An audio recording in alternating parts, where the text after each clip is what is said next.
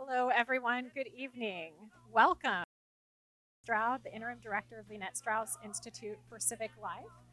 And welcome to the University of Texas at Austin's Moody College of Communication. On behalf of our partners this evening, KUT and Leadership Austin, we are so delighted to have you here at Lebermann Forum. We are also grateful to our promotional partners, the Texas Tribune and Austin Monitor. The Annette Strauss Institute for Civic Life is dedicated to educating, inspiring, and connecting the next generation of Texas civic leaders. And it's been our pleasure to work with our local NPR station, KUT, also housed here in the Moody College, and Leadership Austin, an organization that develops and connects community leaders. Acknowledging yesterday's tragedy, as I think we must, so grateful for a moment to come together as a community to think about challenges facing all of us. Our event tonight is dedicated to understanding traffic and affordability here in Austin, such vital topics to our community. And our purpose is for learning something new and an understanding of a perspective that maybe we hadn't considered before. So hopefully we can all approach the evening with that orientation in mind. The Lebermann Forum is an ongoing series of community discussions designed to educate the people of Austin today and to build new forums for community engagement. We hope that hearing from the panel this evening and then enjoying some Q&A and discussion afterward will allow us to do just this. Before we get started, though, I wanted to share a video about Lowell Lebermann and this forum. Lowell was not a particularly big man. He was a combination of a good old boy and a medieval prince. Not particularly tall. He said he was the only blind person who was ever chairman of the Arts Council.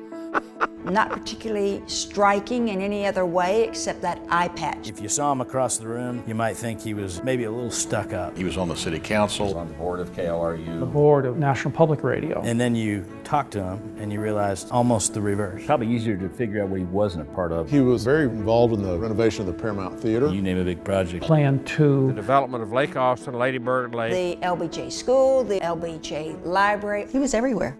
I don't think when it came to helping other people that Lowell had no in his vocabulary. He elevated your game. People were drawn to him. this guy fills the room. His jokes were of the moment. My God, it's the first thing I've seen in 25 years. Lowell was kind of a walking forum. If he liked you and brought you into his world, it was a Game changer. Yeah, it was a game changer. He didn't even bother bringing people together across the aisles. He just wasn't even aware of aisles. I think he really wanted to make a difference. He left an extraordinary legacy. This is the most stimulating place to live, maybe on the planet. And I cherish the fact that I'm a tiny but very active part of that community.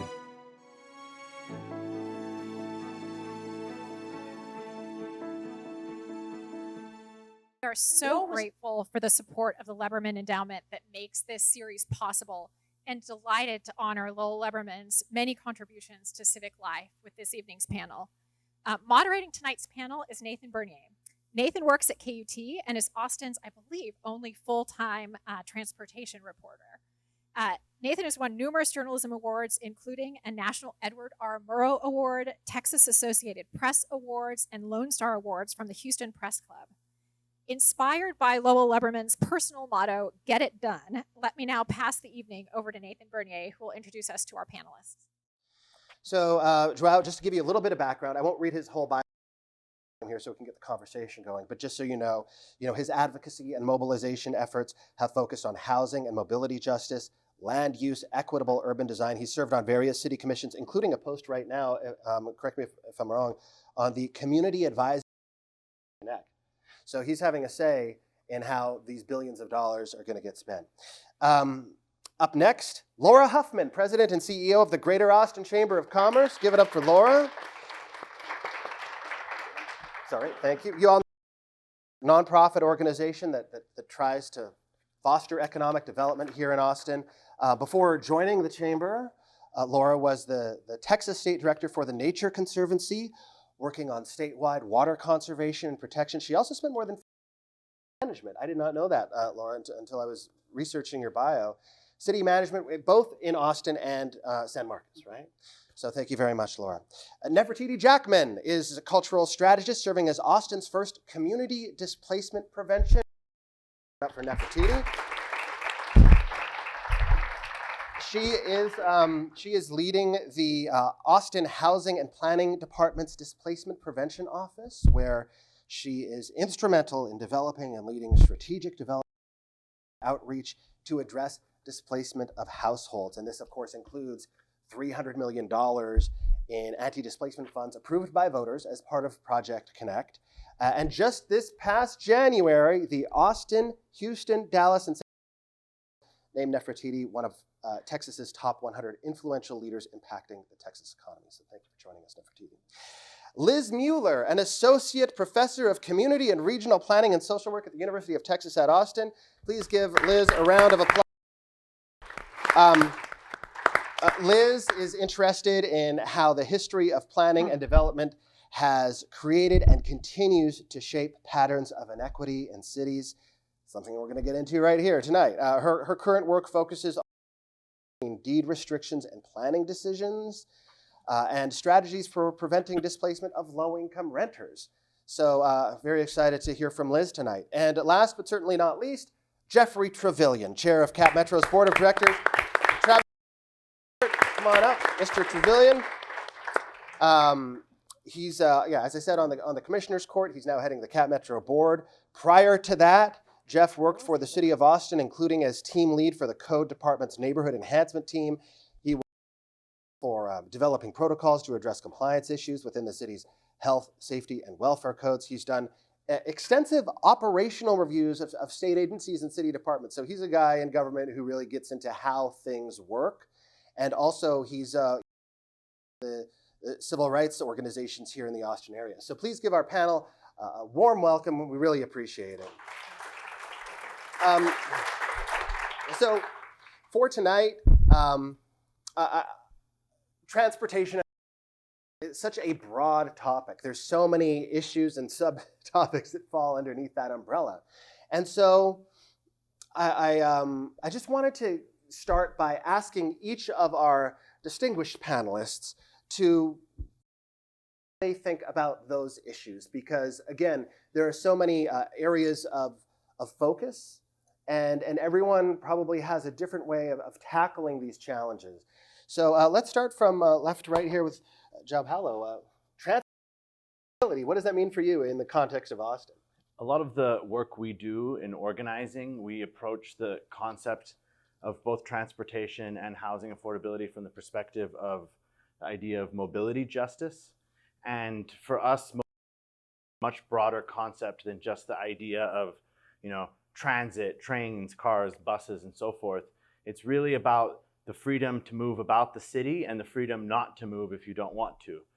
So when we talk about, for instance, encampment of people experiencing homelessness and sort of forcing them to move, that is a violation of mobility justice, a violation of their freedom not to be forcibly moved, right? But also when low-income households are displaced due to changing pressures in the city, that is also for us a mobility justice issue. But then, of course, a lot of times the language we use in urban planning spaces can be a language that is not as inclusive as it should be. Think about, for instance, we talk a lot about walkability, which is a language that can be somewhat ableist, or it can erase the perspectives of people that depend on wheelchairs and depend on other forms of mobility. So we look for that broad concept of mobility justice. Very interested in Project Connect, in the way it's transforming the city, and we are very interested in making it successful, which means keeping residents that we know are the core users of transit close to stations and station areas, making those areas affordable for people that we know are the main users of transit, who are working class people in the city. All right. Laura, what about you? From working at the Chamber of Commerce, how do you think about transportation and affordability? Because I imagine that that's definitely related. I mean, if we can't get around and can't live here, how are you going to have an economy? Right.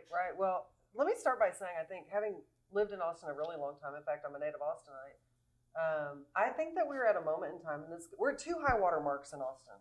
One is investment and infrastructure happening at the same time. We've got over $20 billion of investment occurring in our community going towards infrastructure. That's one high water mark. But the other high water mark is I think that we are working better together and there's a lot that we can accomplish.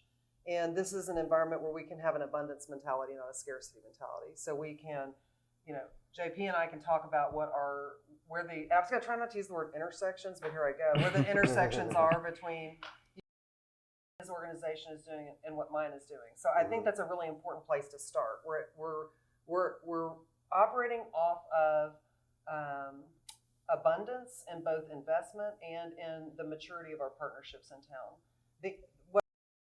That the number one and number two issues in Austin, when you ask Austinites, are affordability and transportation. So the fact that we're going to connect those makes all the sense in the world. And quickly, when people talk about affordability in Austin, and it may just be because the tax appraisal bills just came out, people are thinking about affordability in terms of housing. And that is part of it. It's not all of it, but it's certainly an important part of affordability. I think the way that we have to look at all of our infrastructure projects and in particular with project, we have to look at these as part of the solution. They won't solve all of the problem, but certainly where we're putting new and innovative forms of transportation, whether that be walkability, rideability, trains, fast buses, whatever, those are opportunities to put people in places where they live that are close to work, home, family, and transportation. And more, that's how people want to live. And so this gives us an opportunity through those station developments to bring some density into those places that haven't seen a lot of density. And I think these are opportunities that first of all, they're well funded, they're well planned, and now it's time to make sure that they're executed with these values stitched into the execution of the program. For me, years ago, the conversation in Austin was, what should we do? So it was a failure of ideas. Then it was like, we have the ideas, where's the money? And now we've got the ideas and the money, and we just need to make sure that as we design these specific projects within redesign IH35, as we do all of these investments, we have to just be really thoughtful that we're accomplishing more than one thing. And that's just very possible, and there are plenty of places to learn from. Well, that's a great segue to speak to Nefertitti, and especially when we talk about, because you have a very difficult job that you've been tasked with, which even though there's $300 million in anti-displacement funds, there's only so much that can do given the enormity of the challenge. So how do you think, in your about transportation and affordability? Well, first of all, I'd like to say people keep giving me this $300 million and they're making me seem more powerful than I really am. One of the things that I think is really important in terms of my role, and it does relate to our work around displacement prevention, is number one, there are so many people involved in this process that are helping to inform priorities around the $300 million investment. And in addition to that, and I'm going to speak to that, but in addition to that, it's really all of the people in our department, in the housing and planning department, the planners who are working on this, the finance and the real estate, and the whole displacement prevention team. And we have a lot of people who are tasked with this.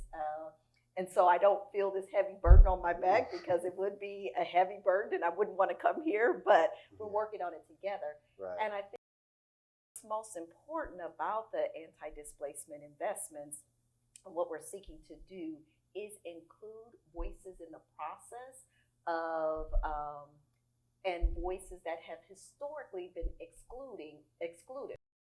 Now we're developing strategies and programs and services to address displacement pressures. But, and like Laura said, we have the money now, we have the idea now, but we have to make sure we're bringing communities into people who are most impacted by these pressures to help them or work with them to sort of prioritize what are the most important things, because the strategies and solutions that cities have put forward, especially when we're talking about transportation investments, in the past, it has historically been a very negative impact on communities of color. So now we really want to switch when we're thinking about, for me, anti-displacement, shift the focus of decision-making from the leaders at the top to community members numbers from the bottom. So Right. so that's one of the things that we really try to focus on when we're determining how we can be more inclusive of people who are most vulnerable to displacement and impacted by these infrastructure and investments. Yeah, that's interesting. I'm curious to know more about how you do that bottom-up approach, and I hope we can get to your perch here at the University of Texas doing research. I know you've been studying this for years, and I'm curious, when you think about transportation and affordability, like without going too deep into the weeds, you're quoted all the time in the media, so you're obviously very good at not doing that when you're talking to people like me who don't know very much, just wandering around with a microphone. But how do you think about transportation and affordability? Well, sorry, Please. Notes are permitted. I'm not as good off the top of my head, or I'm not as good at being concise off the top of my head. I got notes too. So for me, I mostly think about housing issues and anti-displacement, and I've been for a long time. But I think, I teach in a planning program, and I see the interconnection of all these things, and the way we got to this point by not having those things be interconnected. So I was reflecting on things that set us up for our current challenge. When I moved here in the late 90s, downtown was, Las Manitas, the Capitol, a bunch of surface parking, music clubs, but nobody lived downtown. There weren't downtown. Look at downtown now. We consciously went through an effort to bring people and jobs to downtown, and boy did we. So now we have a ton of people downtown, but at the same time, we didn't pass the rail election that we tried around. So we created a downtown with a ton of people commuting in for work, and more people over time living there with no decent transportation network to get them there. So by doing that, we made premium on living close to the center, because more people needed to get there, wanted to get there, but they didn't have a good way to get there. So that helps to make the central neighborhoods more expensive. And at the same time, that also really on East Austin, I'm not going to, I think Commissioner Travillion may talk more about this, but we did a lot of things over the years to make East Austin an undervalued area, a kind of area unprotected from incompatible development that would undervalue property there. So it was set up to be like, oh, look, I want to be close to downtown. Here's a really cheap place to live. The gentrification pressures come. So that exacerbates the situation for people living in East Austin. And then, driving till you qualify and just moving outward isn't really a solution either. So I know at one point I was putting together a presentation, and we had gone through Envision Central Texas efforts to try and think regionally, how do we want to grow?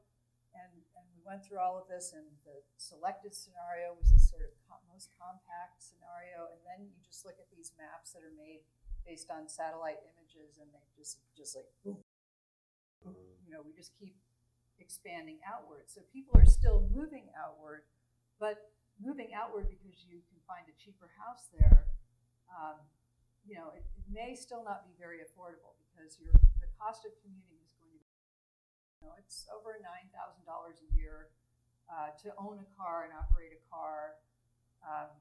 That added on to your house may not make sense, and you may be living in an area where you don't have a lot of services and things nearby that you need. So there you have to do. You're moving to an area that's going to have inadequate infrastructure that's going to have to be built. That's going to add more costs for you. So that's not good for the households trying to find a cheaper place to live, and it's also not good for the region. It's not a good way to think of investments and growth. So here we are now. We're talking about Project Connect. If we can really create a network, which will take many years to build out, so more people can drive less, that will help people. But really, that's likely to work very well if we don't have better coordination at the regional level. Where other parts of the country have their council of governments and their metropolitan planning organization that plans their transportation investments, coordinate so that you're not just sort of expanding and letting a developer go out and create a municipal utility district and then put those costs on the residents. You know, if you're more thoughtful about this, you can make places where people can get the things they need closer, not have to rely. We don't currently have a way to do that very well. Right. So that's a big thing. And then we have the ongoing problem of neighborhoods and people living near the transit infrastructure that we're building out. And this is coming on top of decades of growth that's just really reaching a sort of extreme level, as we all know, in housing costs. And so, and we're all talking about how much money we have, but in housing world, it isn't that much money, really, because it's very expensive near all these transit stations, or to act at a scale that will really prevent the displacement of, very many people who are facing displacement now. Mm-hmm. And there are these tensions because we're building this stuff up, and there are people we need, and there are people we need the density to support the transit. We also need people who actually use transit a lot to be able to stay there.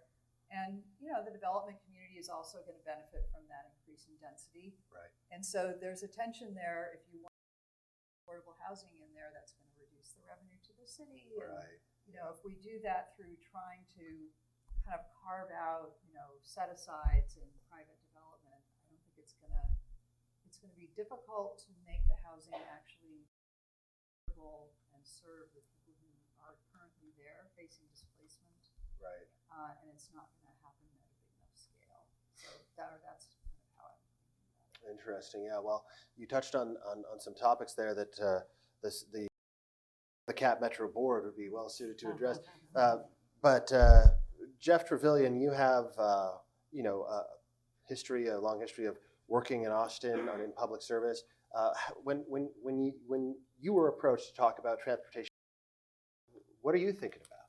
Well, I think the first thing is you must look at it from a historical perspective. Right. This is not a zero-sum game. We didn't just wind up here and now. Where do we go from here? We have to understand, post-Civil War, you had 20 African-American freedmen encampments in some of the most wealthy parts of town.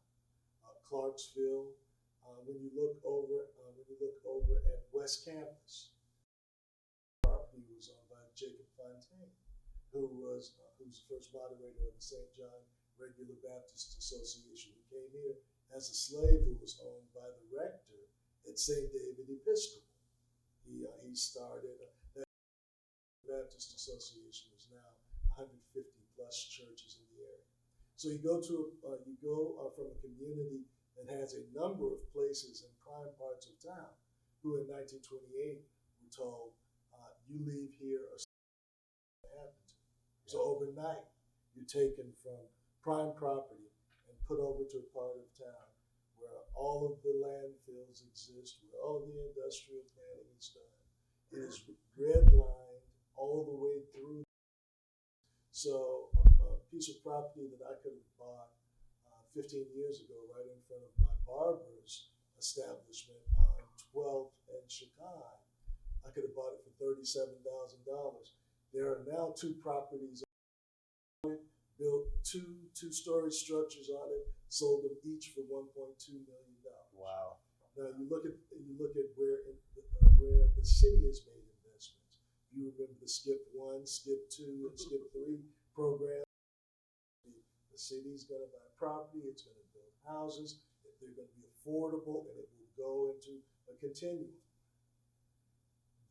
Everyone who began to rent to own properties there,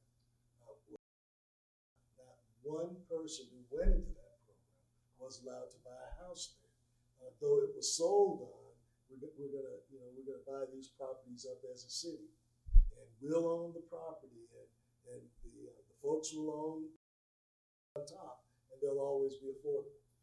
When I moved here in '85, the place that had the greatest healthcare disparities was 78702, between Chicago Airport, 35, 12. Yeah.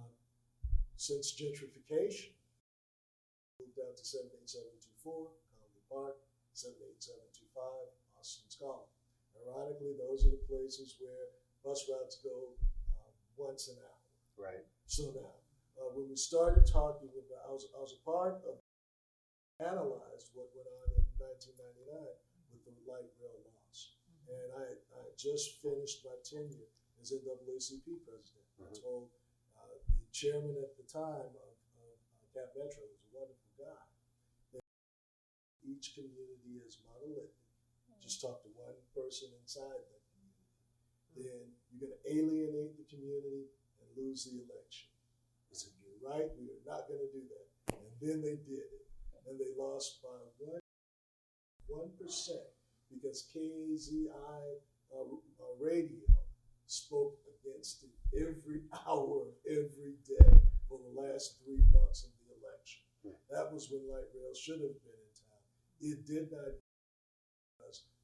because minorities were treated poorly and were treated as if they didn't count, which is the reason why when we went for this election, what I asked for and what we built a system around was going to communities, not making them come to us. So we went to neighborhood associations, we went to PTA meetings, we went to churches to talk about what was needed. Get to where you're going to go to, whether it's work, whether it's the doctor, whether it's the grocery store. And what you see Cap Metro investing in today is what is going to happen before the 30% for the tunnels and the light rail that will be built. We're focusing now on putting pickup routes between Breaker and Wells Branch Parkway. We're focusing on putting a parking ride at the Expo Center, so you'll have a metro every 15 minutes. How do we connect with the rural transit system so that people can drive in from Pflugerville maybe over to the Expo Center? If I'm going to drive for 15 minutes on a bus, it's going to take me 30 minutes to get on and 45 minutes to get downtown. But I might come for a bus that leaves every 15 minutes and will get me downtown successfully in 20. We're trying to focus on those parts of the city. We focused on, as I mentioned earlier, between Breaker and Wells Branch, Dove Springs, the Johnston High School neighborhood, Pleasant Valley, which is where all the students used to live, LBJ High School and the Expo Center. We're trying to focus on those places where you have more than 30 minutes to wait, and we can get Metro Rapids leaving every 15 minutes within a 2-year period. And the other thing that we do is when we're talking about building housing, talk about density bonuses for a second. Density bonuses seem to me to be only a promissory note because state law does not allow you to enforce them. So you can come in and something that after you go through the process, because you can bring an idea to city council or to commissioners court, and what you pass as an idea by the time it's permitted might be 3 years down the line. So 3 years down the line, you're looking at a 25 to 30% higher price tag. And oftentimes what those developers will say is, well, we don't want the density bonus. We just want to make the minimum investment to the city, then charge market rates for the housing structures that we put in place. That's got to end. We've got to end that by working with probably the largest real estate owner in the city, which is, and talk about how we take some of those properties and make them affordable properties for teachers, affordable properties for janitors, affordable properties for people who work in the lunchroom, and take that massive property, partner with the county and the lending apparatus that we have put in place to make true affordability available. Because the dollars that we have invested in those areas historically. Interesting. You know, you raised so many interesting points there, Jeff, that I just wanted to come back down the line here. And please, anyone hop in here, because I know there's 5 of us, and it can feel like a long time in between when you're speaking, but I invite any of you to just jump in and we can have like I just did want to ask you, though, you mentioned the Austin's history of structural racism in the way that land planning was done. And there's the 1928 plan, but on top of that was the denial of GI Bill benefits to 1 million black veterans from World War II. That made it harder to buy a home. FHA and VA dollars could not be used for integrated properties based on when Herbert Hoover was Commerce Secretary. Was not allowed until well into the 70s. And restrictive covenants that prevented black people and other non-white people from buying specific homes. There is a long list, and it's not just institutional. I mean, it's on a personal level as well. But what I ask you this because you said we have to understand how we got to where we are today. And Liz, you kind of talked about how East Austin was so easily gentrified. I'm just wondering, what is, in your view, and Liz, maybe you want the net effect of those policies today? Like, how are we seeing them? And you already kind of answered this, but how is that playing out today in terms of affordability? Because it's not just affordability, but we've institutionalized poverty to 4 generations. I mean, at the end of the day, not only have we redlined areas so that you can't build wealth, we also made sure that people were not able to get jobs at a certain level. Lady Bernice Johnson came here in 1970 as a state representative. She was struck by the fact that there were no African Americans, not cutting grass, not in the mailroom, and we've got to have some people elected. Governor Preston Smith was quoted in the Austin American Statesman and saying that stupid N woman doesn't know what she's talking about. 1971. Wow. So what are we dealing with today? If you come up in that type of environment, it dictates the amount of wealth that your family has. Because it is not just income. It is, can your parents help you with your down payment? It is, can I stay in parents while I have my first job until I have enough money to buy a house? Where can I buy a house?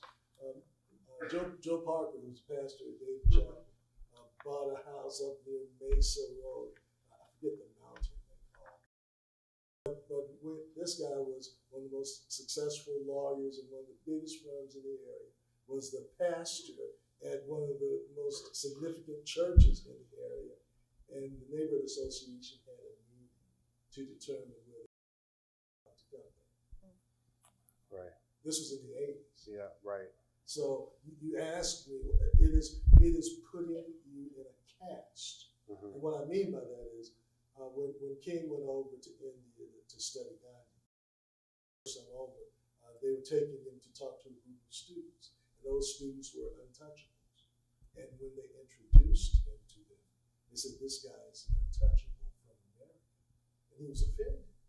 16-year-old graduate. Morehouse graduate, Boston U graduate, Crozier Theological Seminary. His father was one of the most significant pastors in Atlanta. He was becoming one of the most significant pastors in the world. But he was looked upon as untouchable. So when you look at a community that has been treated the way that this community has been treated in Austin, it has created a caste that is as ironclad as anyone that you've seen in India. What's the way? No, I want to go after Please. Dr. Mueller. Oh yeah, well we can work our way back then. Okay.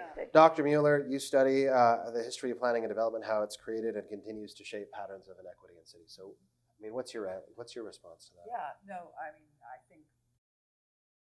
think he's got exactly right.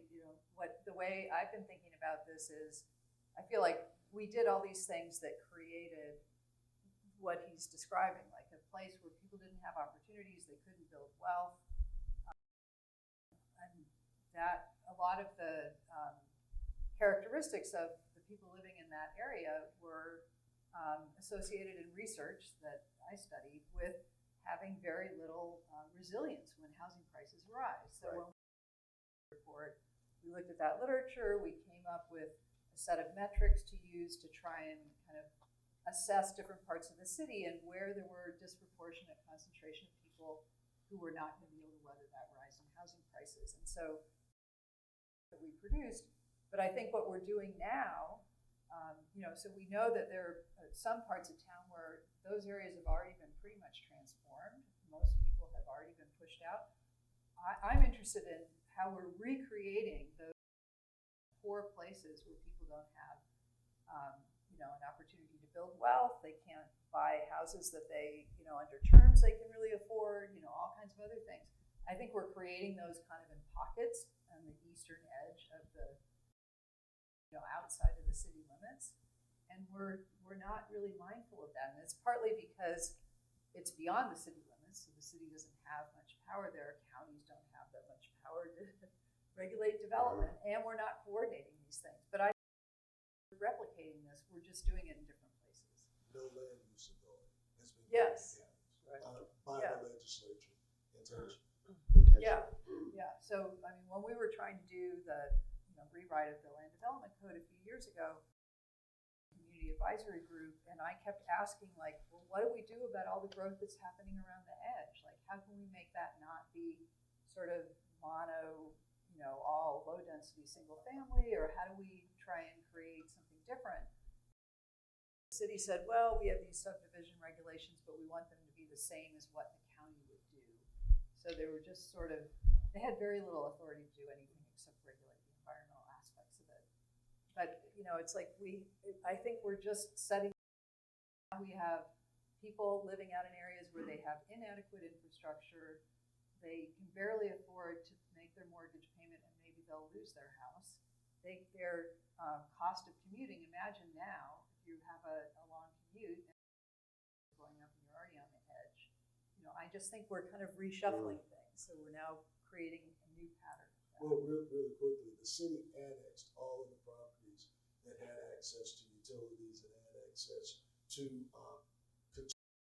things that communities wanted. The places that were not annexed were places where you had to lay water and wastewater foundation, and you had to put roads in and whatnot. And that is what has been left for the county to develop at this point. Nefertitti, you wanted to weigh in? I just want to, I think Jeff Travillion laid out, historically, why we're in the current position that we're in as a city. And as a result of conditions and the lack of economic opportunities, that is why we had seen for so many years why Black people were leaving the area. They were leaving Austin, at a rate that was unparalleled to that we're also seeing a population boom and increase.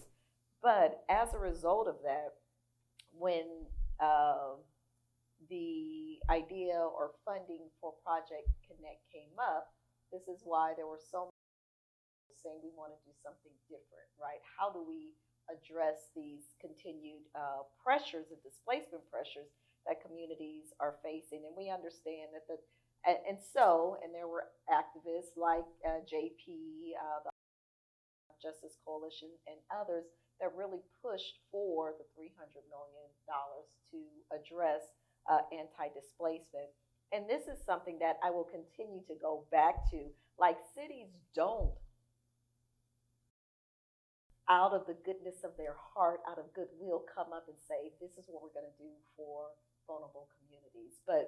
And I often talk to community groups about the need to organize, the need to push for different changes. It doesn't come from the top down. It often comes from the grassroots level.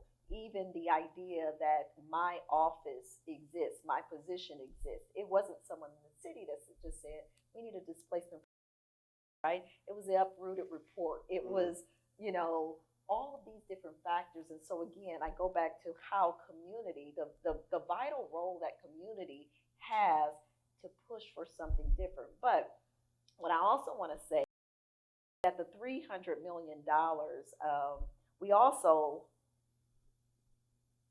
and these are sensitive things to me, we also have to figure out how do we talk about this, because with the $300 million, there was also with the voters the requirement that we develop an equity tool.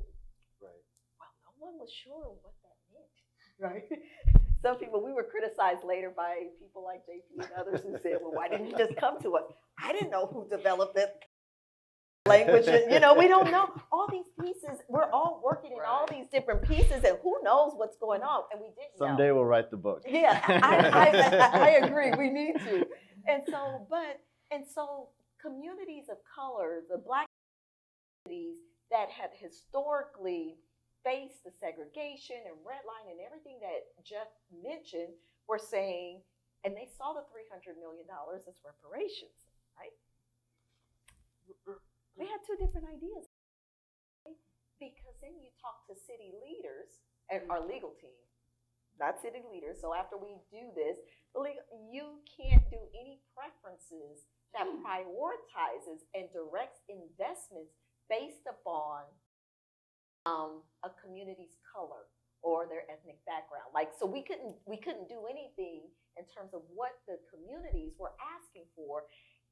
But I did find it ironic, right? These communities lost wealth. They were under-resourced for so many years, and it was all because of the color of their skin. But we could not make corrections to address those historical problems. So it's been very tough, and some people have criticized, why have you taken so long? We've been having so many discussions with community-based groups, with our legal teams and others to try to figure out how to develop a tool that addresses displacement pressures and sort of addresses and prioritizes some of the needs of the community still within the legal constraints that we have in the city, federal.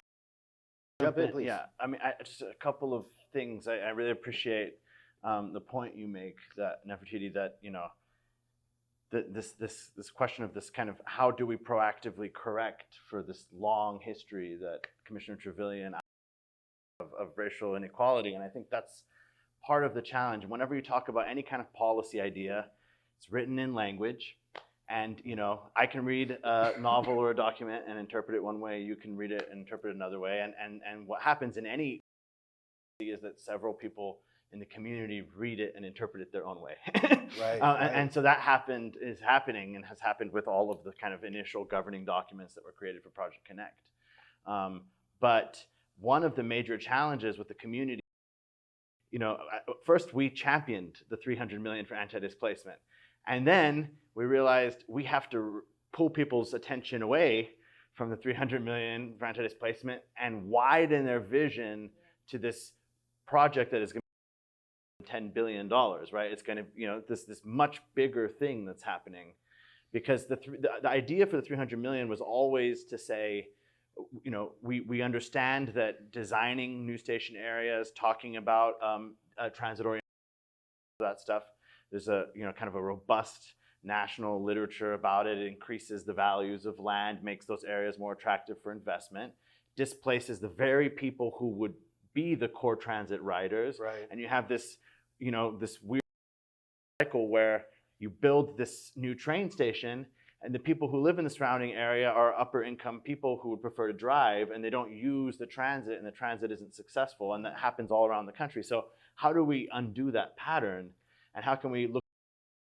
So we came up with just a whole range of tools. Now, I've never worked on a project before, and the on a project the size of Project Connect before, and the activists that were coming up with these things like the equity tool and stuff like that, we were just brainstorming to give the community some power in the process and to give us the ability to somehow proactively address some of these things so we don't fall into the trap that other cities throughout the US and throughout the world have fallen into around transit. So $300 million was key. The project passed, another key is the Community Advisory Commission, right? Which is another extremely important anti-displacement piece in this process. But then there was a narrative saying, well, the Community Advisory Commission focus is to pay attention to the $300 million. And we said, no, that was never what the Community Advisory Commission was intended for. It was intended to look at the entire project, because $300 million is a drop in the bucket. I mean, $10 billion or more, however much it will end up costing, we're talking about job opportunities. We're talking about contracts and who gets access to those revenue streams that will be created because of Project Connect. We're talking about, will bus drivers and the workers developing make high quality wages and good jobs with benefits. All of these things are equity pieces in the project, and all of these things are interesting, and they're all part of an anti-displacement solution. So the 300 million a piece in this much bigger puzzle, and we can never lose sight of that. And the last thing I want to say is when the community heard about the 300 million, there was a lot of interest and attention all of a sudden because and it's very important for us to remember that 300 million is not and cannot be reparations for an entire history of genocide, slavery, displacement, disenfranchisement, all of what Jeff, you just can't correct for that history. Even in Austin, you couldn't correct for the past 20 years of poor planning with $300 million. So the 300 million, it's a piece, but it's not going to fix or address this much longer history. We need much more than that. Can I pull? Yeah, please. We are now in a very wide-ranging conversation. Yeah, but, we are. I want to tug on just a couple of corrections. Just completely underline what JP just said. It would be underutilizing a generational opportunity to say this is the bucket of money to think about this set of issues. And that is not the way to think about it. This is the moment in time of issues. That's where we are. And station development, station design, integrating the 300 million appropriately. And by the way, the city has other bond funding that's unspent that could be brought into the picture and really, really just get tight alignment around public money to solve issues of affordability and housing. That needs to be taken into consideration. Also, it's not just Project Connect. There's other stuff going on. And so this is, to me, 300 million, that would just be the most, it would just be so underthinked. I just feel it's important to put an exclamation point on that. And it's not just not the 300 million, it's also not just Project Connect. We're in a really significant economic expansion in this region, and there are lots of that we need to be taking advantage of. The second thing that I want to say is, now I spent a long time in San Marcos. I was deputy city manager in San Marcos, and I'm sure we've got people that have lived in Pflugerville or Georgetown or San Marcos or other cities. These aren't just random subdivisions. People don't just leave Austin because they have to get out. There are reasons why people choose some of these really interesting, neat cities and towns outside of Austin. And I think sometimes, and having worked in San Marcos, you kind of look at Austin and go, okay, we're pretty cute too. And there doesn't need to be this tension that if you're not in Austin and somehow you did not get the blue ribbon, you got some lesser prize. These are really interesting places with histories, beautiful natural assets like the San Marcos River in San Marcos. They have their own personalities. They have growing economies. So when we think about it regionally, I think we need to be really careful not to categorize anything that's not Austin as somehow not winning. And I think that if we're going to think about affordability seriously, we have to, this would be the one thing that should bind us together in a regional framework.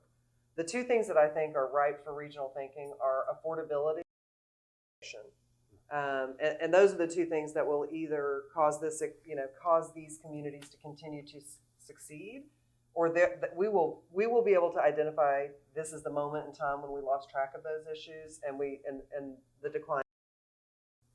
You can't solve the problem. The problem is too big to solve in a tight geography, so you have to use a bigger geography.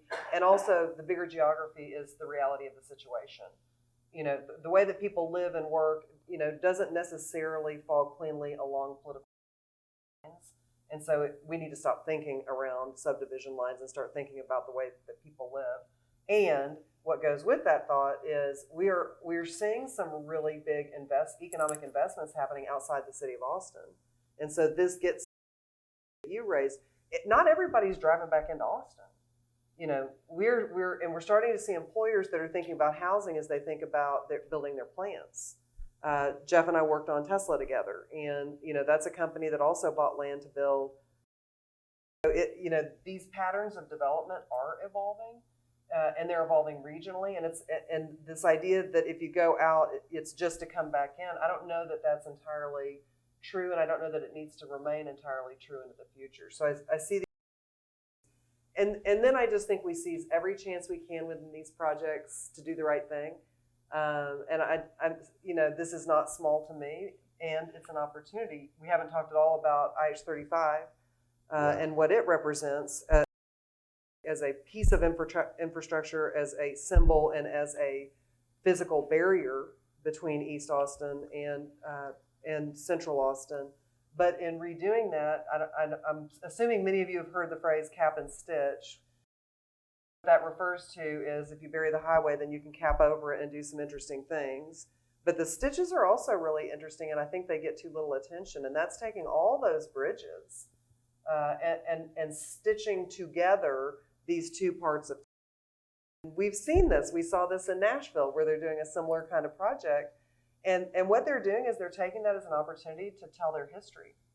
And so even making sure that we keep track of our history and what happened can be a project.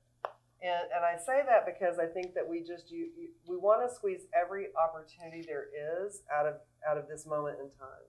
And so those are important themes for me. And I think that what you is really, really important. I think we have to figure out, knowing that and knowing where we are today, how do we push forward in a way that is constructive, that is inclusive, that solves problems that we know we have, and provides opportunity. Sorry, quick response from Jeff, and then I want to get to some questions from the audience, if that's all right with you. Go ahead, sir. I just want to make sure that we keep things in context. When we talk about $300 million, we're really talking about $30 million a year. Right. Of a city that has a $4+ billion budget every year, and a county that has a $1+ billion budget. And at the end of the day, we cannot only talk about housing. It is not just where it is, whether there are after-school programs in the area, whether there's quality child care, whether there are grocery stores in the area. And I think that cap and stitch will ultimately be a good idea, but the new divider Austin is now 183. It's now it's not 35 anymore. And ironically, they're turning 35 back into what it was before it was taken, before urban renewal, which is ironic. But my point has got to be investment. And when I say investment, I mean master planned communities. I mean communities that have all of the things that you need. When Circle C was built, master plan. Mueller, master plan. Master plan. You have to have all of the things that make sure that children have an opportunity to do their homework every day, to get a third meal, to have enrichment opportunities.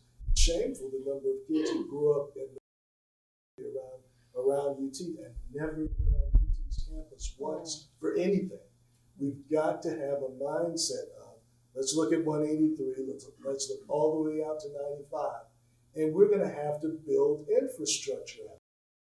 That's Johnny Morris Road, and you go to that Budweiser plant, and you go to Balcones Recycling, they're on septic. Think about that. Now, we have to make sure, I think that we do have opportunities, and the city has worked with communities that have built their own MUDs, and the city will be able to annex those MUDs at some point, though we don't have annexation power.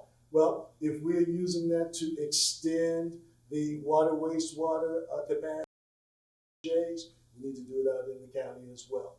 We have 13 certificates of convenience and necessity, which means that you can build a $400,000 house and have water that comes out of your pipes brown.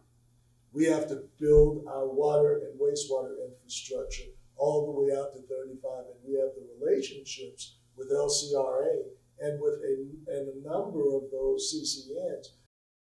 It happens, but we have to have the political will to do so, which is why I've asked for a Marshall Plan for development in Northeast Travis County, because we can actually talk about what's necessary to make sure that we build quality, and it does not become slums within 10 years. I'll make one very quick friendly comment. To the idea that 300 million is 30 million a year, that is the way it is currently set up. However, I'm the actor here, and so I'm not sure if my friends working on the financing of the project at ATP are going to love to hear this, but I do not consider that conversation to be final, because our ability to really get I would just say final. Yeah. Our ability to get value out of those dollars is, we can do much more with that money now than we will be able to do several years down the line. And so I think that part of the commitment made to the voters for that money was in the spirit of proactive placement. And I am aware that these sort of financing models and how we pull down this money is pretty complex. I won't get into the details, but I don't think that conversation is final. And I think that as a community, we should push for the anti-displacement money, as much of it as we get on the front end. Right, instead of spreading it out. Yay! What do you think? Yeah. I can't say anything Oh, more. there she is. Leave that part to me. Yes, I will. I should have been silent. You don't see any politics. I know. I'm quiet. Sorry. I appreciate it. Any questions from our audience here? And it doesn't have to be about Project Connect. It can be about everything. And Cole has a microphone. He can get you on mic or pass you the mic. Yes, ma'am. If you wouldn't mind introducing yourself and just letting us know. You don't have to if you don't want to. You can stay on. My name is Brandy Severus. I live in the Cherrywood neighborhood. I am just very struck by the narrative of needing a master plan, a Marshall Plan. I think that's incredibly relevant. What I have not heard is anybody mention Campo or, and I'm very interested in the roles of Campo and CapCog in what we're talking about today. I'm familiar with NCTCOG in North Texas, which is an incredibly powerful and an incredibly generous organization, and it's doing great things for. I'm very curious what our MPO and our COG are doing for Austin and Central Texas. It's a really good point. Really good question. Were you on Campo, Jeff? I serve on Campo. You are on Campo. You are on Campo. So, and I have to tell you that there historically there have been troubles in those organizations. It is the urban interests against the rural interests.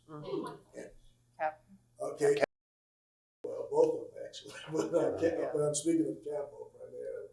And you will see the city of Austin and Travis County, which are able to invest and get matching dollars to a lot of projects that they're interested in. That has historically angered some of our more rural areas, and they usually vote in the block, and the urban areas vote in the block. However, for the first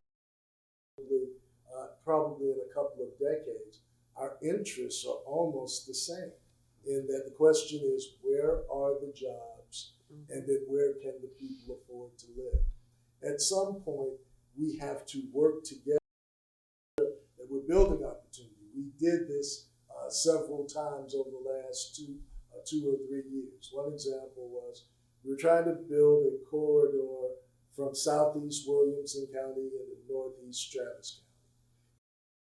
About building a road through a family farm. Family farm hated it. There was a meeting in Hutto. To call it a bloodbath was probably a kind way to put it.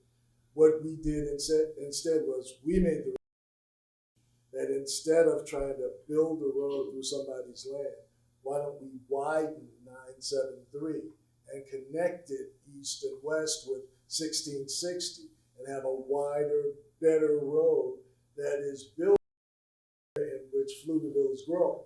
Pflugerville is growing between 130 and 973. When I moved in that area in 96, we had 2,500 people. We have 70,000 now. We probably won't get to 250,000 because it is a preferred growth area right on 130. We have to find ways to look at farm to market roads and build free alternatives to the toll roads that exist in the northeastern sector of the county. We have asked for a study between 963 and Highway 969, which is MLK. From 969 to Highway 29, which is well into Williamson County, to look at all of the roads and all of the infrastructure, all of the road infrastructure, to determine how we can better get people to and from areas that don't have as many jobs to the areas of the community that do. But now when you've got a Samsung moving out into the Williamson County area, you'll find people wanting to live and work in the Williamson County area. Downtown.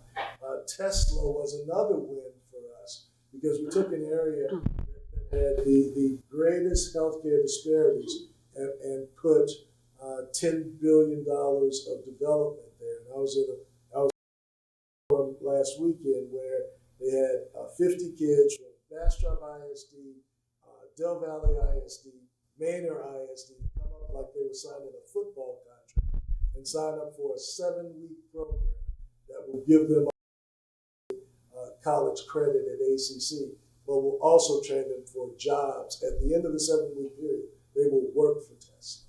These are the types of things that we wanted there, that people who grew up in the neighborhood would actually have an opportunity to work great jobs that they'll make.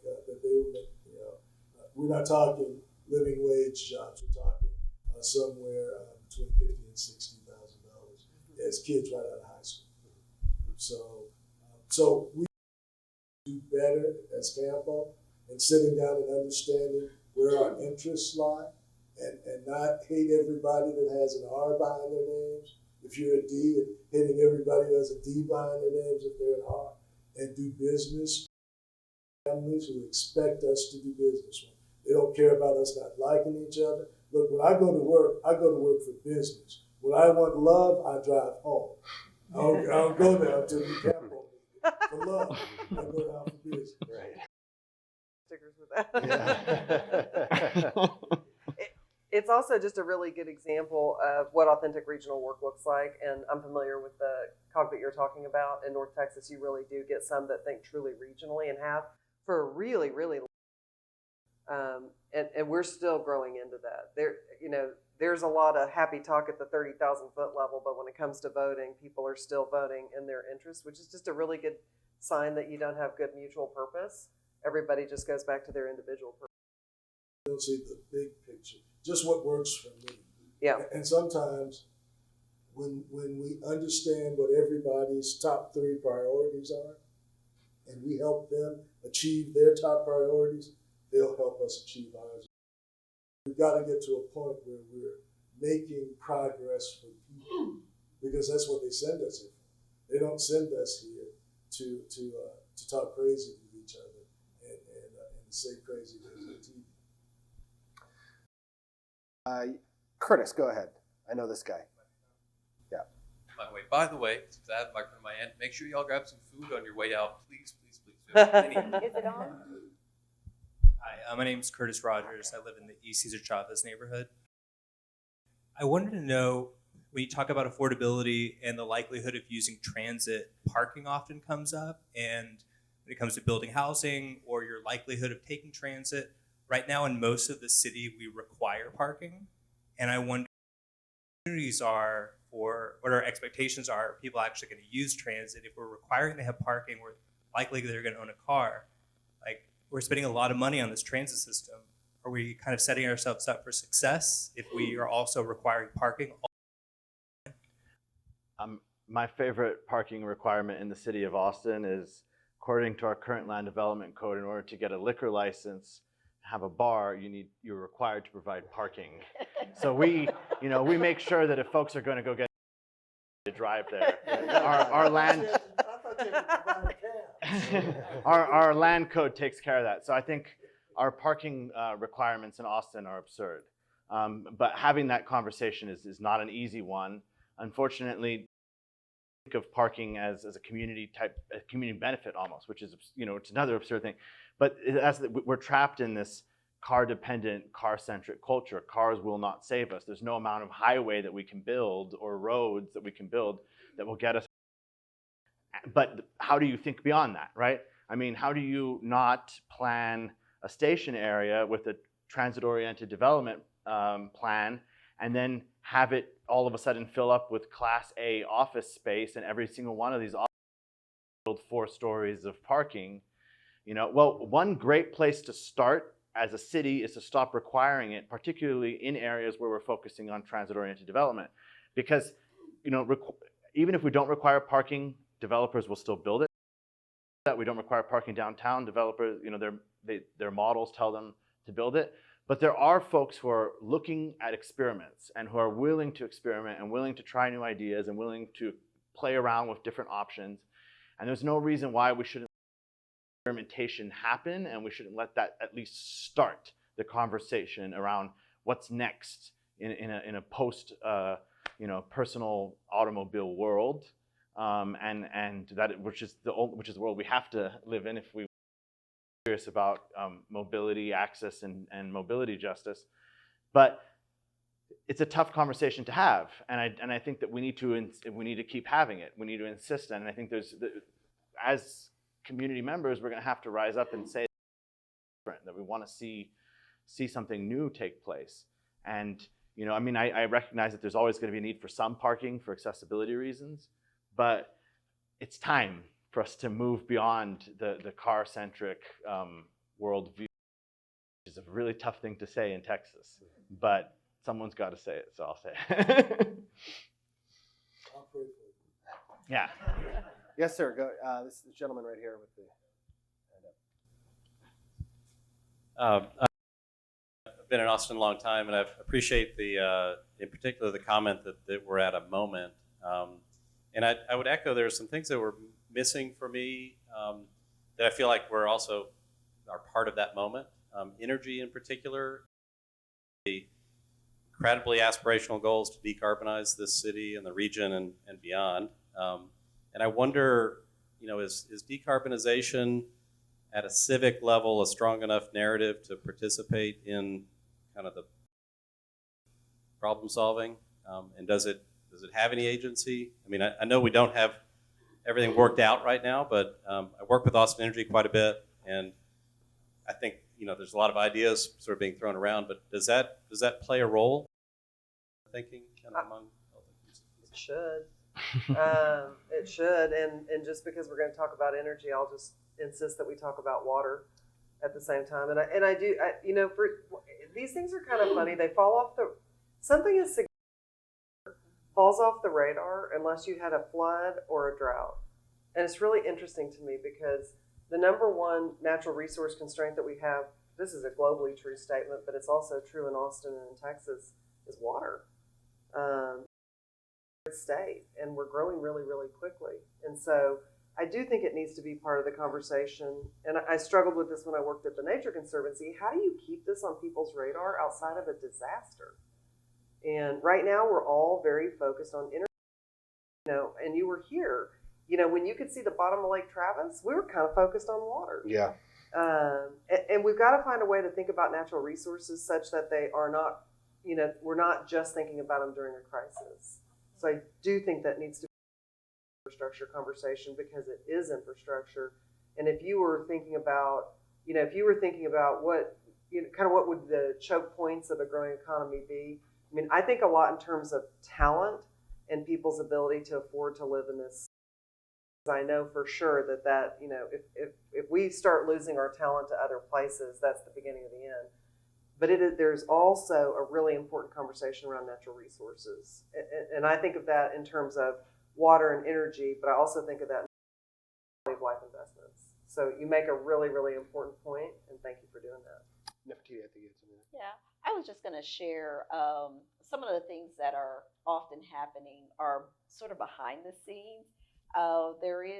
We have a climate plan that was released, I believe this past year. We're sort of, right now, we're really trying to,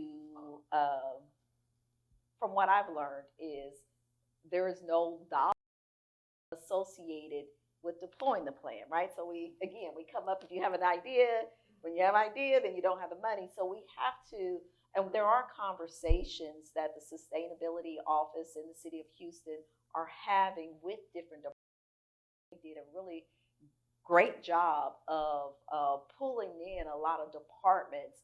So we're thinking about this more from a holistic perspective for the city of Austin.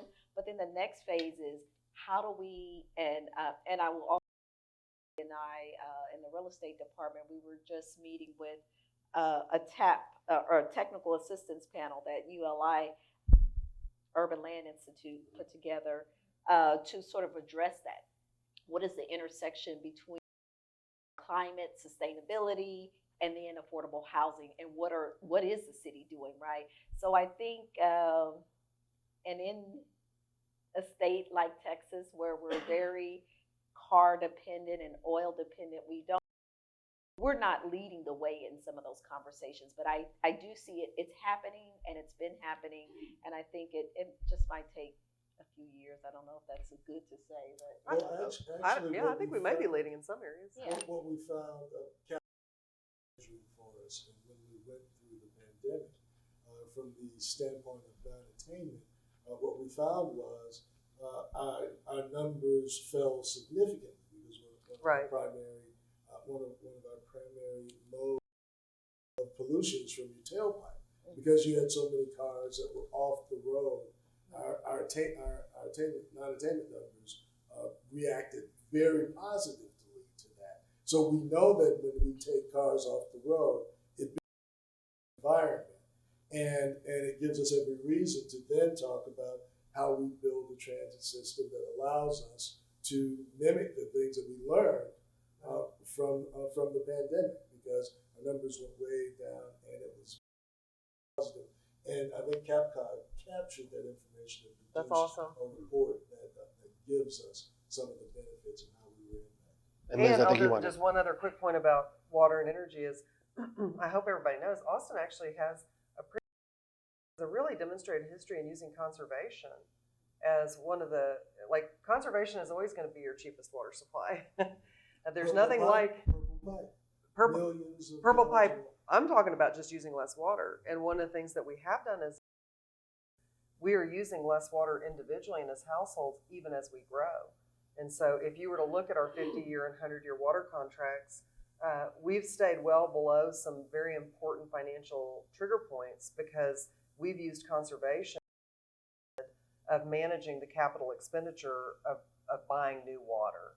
That same thought process can be applied to energy, and I'm sure you know that. And then you always get into the debate of does conservation does it run counter to a utility that's, and I think that we've proven around the world that water shows us it's consistent with. It just slows the rate of new production of energy or new production of water, and that can be a really good thing for ratepayers. Just really quickly with the purple pipe, every time we're building a new building, the Court is one example of it. We're wiring it for purple pipe, and that is second that is being used to cool our air conditioning system. So it is used and has saved tens of millions of gallons of water. So we're using it. Liz, what did you have to say about decarbonization? Yeah, so I was just going to add health to the equation because to me that's kind of brings all these things together. I live pretty close to 35. I live in the Cherrywood neighborhood, not far from Brandy. In my own research, I've been learning a lot more about how bad it is to live close to highways, how bad it is especially for children. To the extent that we can, not have major highways go through neighborhoods, or we can move people away from driving as much. We're going to have a totally electric fleet and Project Connect. We need to think about those things. I also think conditions, and after the storm last year, we saw the consequences of really poorly maintained housing for the people living there in terms of, mold, water damage, all these other kinds of things. So like green building and standards and enforcing them and trying to make those buildings operate more efficiently in terms of energy use too are good for the health of the people who live there. They're good, for energy use in the city. I just think we need to think like it's a particular challenge because the cheap place to go is going to be the frontage road, or it's going to be an area that nobody else wants to build on, and that's why that piece of land is cheaper. but it's setting us up for other problems. You know, we have to kind of think about all these things and about all the benefits that come from thinking about them as connected things. I think we have time for one more quick question. Let's go with Zenobia over here. Quick question.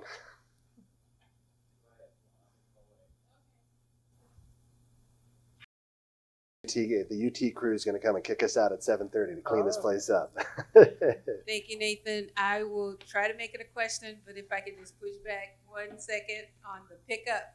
It's not the least discriminatory alternative because it only runs 7 to 7. Respectfully knows that I say this often. The buses run about 5 a.m. to nearly midnight in South Austin. So yes, I agree with him on Highway 183 being the new divide. But my question really relates to the displacement. And I just want to call to your attention back on October 17, 2019, when the city of Austin actually rezoned Riverside. They didn't follow the uprooted report. So October 23rd, 2019, you and your colleagues, Heather Way, actually wrote an article about displacement on Riverside. So I just want to know, what are some of the tips, some of the recommendations that you had for the city that they didn't follow? Because after that, they then continued to use the uprooted report. They did follow it. And then they hired Nefertitti, Jackmon, and the $300 million came back into place. So that's my view of the whole issue. And then lastly, I would just ask if there's anybody on the panel who understands opportunity. What you want about Trump? I'm not a big supporter, but he did actually have the Tax Cuts and Jobs Act of 2017, and we had 21 opportunity zones, the low-income census tracts in Austin, and the city has yet to do anything about it. On the panel knows how we can use that tool. If it's still valid, I would appreciate it. All right, thanks for the question. I can give you the opportunity zones answer if you'd like. Okay, let's start with Liz, and we'll go to you real fast. Okay, so on Uprooted, we wrote that report. We wanted to give a framework, first of all, to have this map that shows, like, here's the stages things are in, so you can think about, like, where are the opportunities to act early, you know, where are things urgent because they're already far along. Then we gave them lots, but we said, you really need to look in these communities, you need to dig into them deeper to understand, like, what's going on there and who are the groups that are really vulnerable. So we were hoping there would be more community planning kind of following up on that. And then we also gave a set of criteria drawn from all these different recommendations and reports we found that had already been done to use to kind of see the trade-offs in adopting, you know, different policies. That didn't happen. You know, so the maps are being used in by different departments or you know, by housing and thinking about preference policy and other things.